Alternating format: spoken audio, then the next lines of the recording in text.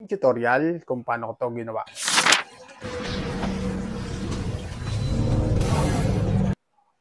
Medyo mahirap to mga loads, lalong-lalo na sa mga baguhan. Tara, gawin natin. Let's go! Simpleng actingan lang ang ginawa ko dyan mga loads. Siyempre po, kailangan din po natin ng video na walang tao. Siyempre po, ilagay na po natin yung ating gagamiting effect. Tap lang po natin yung add overlay. Ilagay ko na lang po sa comment section yung effect na to. I-record screen nyo na lang mga loads para di na kayo mahirapan kung saan pa magda-download nyan.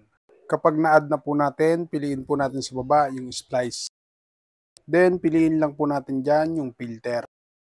Tapos po, ipepwesto na po natin yung ating effect. Ipapantay lang po natin yung laki ng ating effect doon sa ating karakter.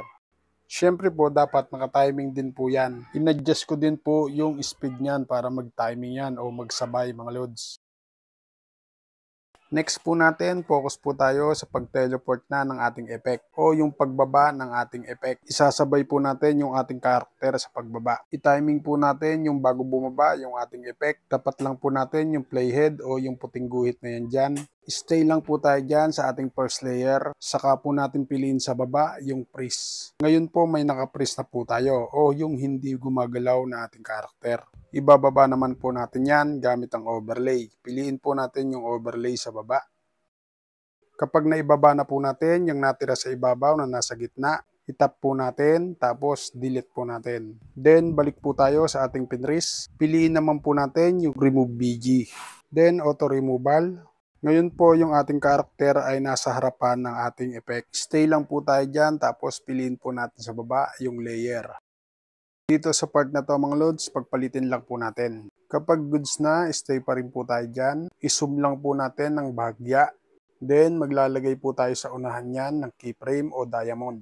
Then abante po tayo konti. Kapag nagputi na po yung diamond, tigil po tayo dyan. Sa part na to mga loads, medyo bumaba na yung ating effect. Siyempre po, isusunod din po natin yung ating karakter. Galawin lang po natin pababa. Ilagay lang po natin dyan. Automatic po magkaka-diamond na po yan dyan. Next po natin, abante po uli kapag nagputi na po uli yung diamond at tuluyan ng bumaba yung ating effect. Saka rin po natin isunod yung ating karakter. Then stay lang po tayo dyan tapos saka po natin piliin yung split sa baba. Then yung sobra po, delete po natin. Then focus po tayo sa first layer. Itap po natin para ma-highlights. Saka po natin piliin yung split sa baba. Tapos po mag-zoom po uli tayo. Then, stay lang po tayo dyan sa gitna. Tapos po, piliin po natin sa baba yung duplicate. Kapag may duplicate na po yung nasa unahan, ilaglag din po natin gamit ang overlay. Kapag nailaglag na po natin, stay pa rin po tayo dyan. Piliin naman po natin sa baba yung mask.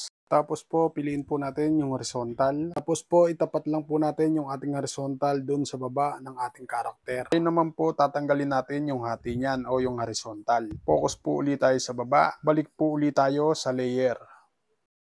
Then, yung ating effect, ilalagay po natin sa bukana. Kapag goods na, i-play po natin kung anong resulta. Finally, kapag all goods na po, ready to export na po natin. Nasundan po ba? Sana nasundan at sana nakatulong. At kung nakatulong, pakishare mo naman ang video ito para makatulong din po sa iba. At huwag mo naman kalimutan, alam mo na. Paano mga Lord? Salamat sa inyong panonood. At thank you Lord. Peace out.